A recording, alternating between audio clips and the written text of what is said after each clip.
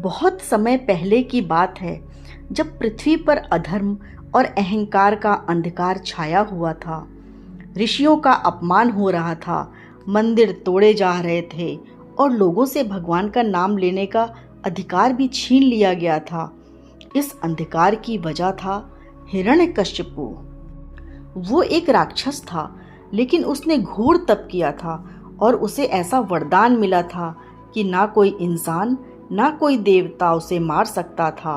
ना वो दिन में मरेगा ना रात में, ना कोई अस्त्र उसे छू सकेगा ना कोई शस्त्र, ना घर के अंदर ना बाहर, ना जानवर मार सकता है ना मनुष्य।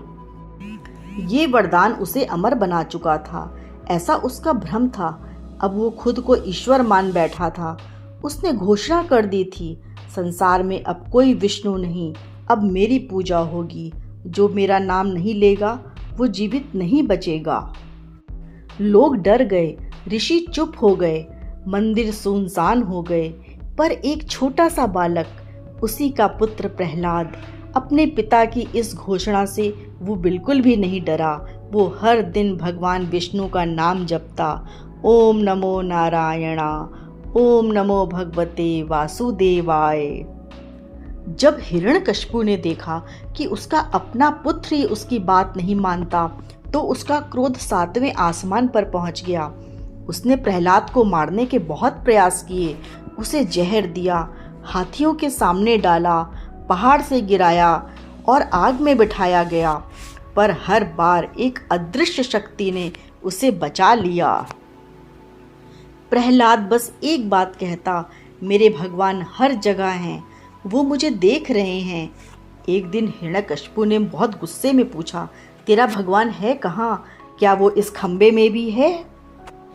प्रहलाद ने बिना डरे उत्तर दिया, हाँ, वो खंबे में भी है। ये सुनते ही हिरण्यकश्यपु ने तलवार उठाई और पूरे बल से उस खंबे पर वार किया।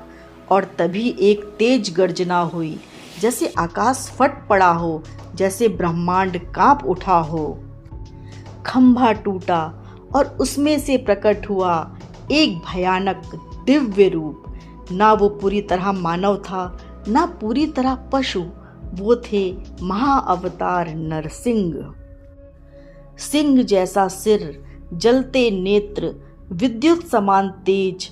ना हथियार थे हाथ में, बस नख, उनके नुकीले नाखून जो धर्म और अधर्म के बीच की रेखा खींचने आए थे।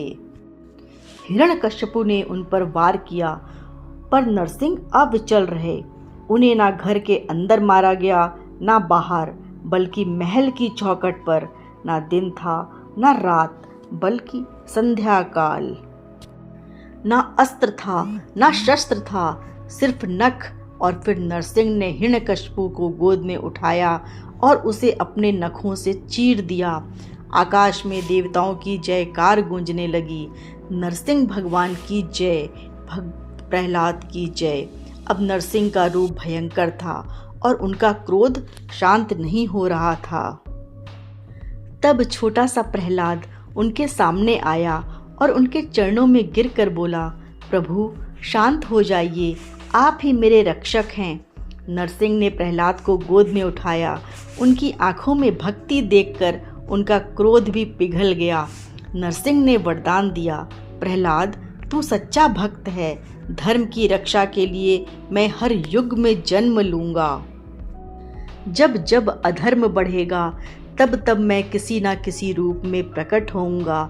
जब भक्त का विश्वास अडिग होता है तो भगवान को प्रकट होना ही पड़ता है, चाहे वो नरसिंह बनकर आए या किसी और रूप में, पर धर्म की रक्षा सदा ही होती है। जय श्री कृष्ण।